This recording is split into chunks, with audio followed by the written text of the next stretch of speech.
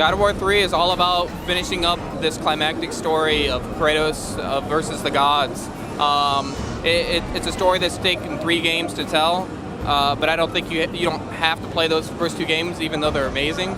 And we're bringing this game to next gen. We're bringing it to PS3, so we have a level of gore and brutality with Kratos that just feels amazing.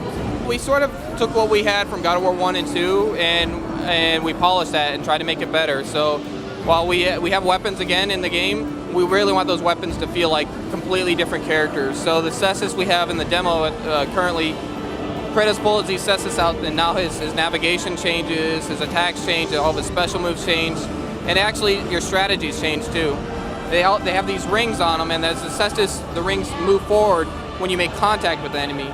And that ring slams against the head of the Cestus and creates a concussion. It'll hit other enemies around you. So now you want to get close and actually make contact with enemies, in comparison to the chains where you're just swinging them wildly and you can hit everybody else around you.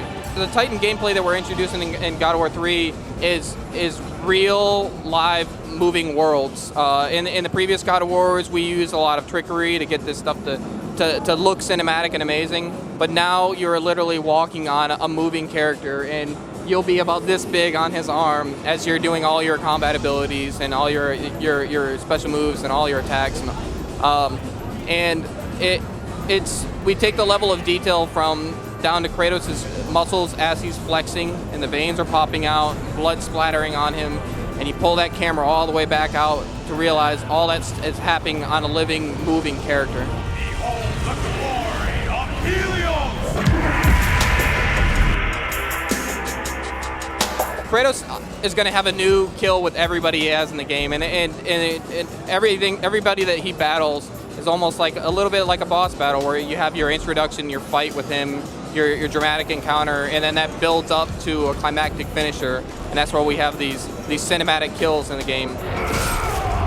The environment is definitely a bigger factor in the game.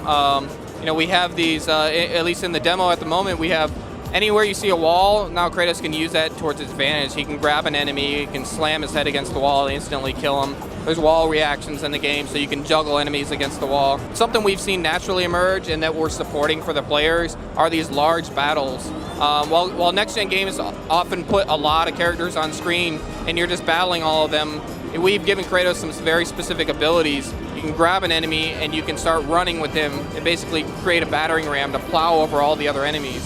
You can take his firebow and catch an enemy on fire, and he runs around wildly, catches other enemies on fire, and now they're all screaming and run around. You can deal with another crowd of enemies. So now you have these, your arsenal has become bigger, but you have specific moves that can work better in large battles. We're gonna have some crazy, tricky things that you'll have to do for the combat. I mean, I'm a hardcore combat guy, so I love actually having a challenge for those kind of trophies and not just do a 3-hit combo. And it comes out March 2010. This team is working really, really hard to make sure this is the most polished, great-looking God of War game that's ever been.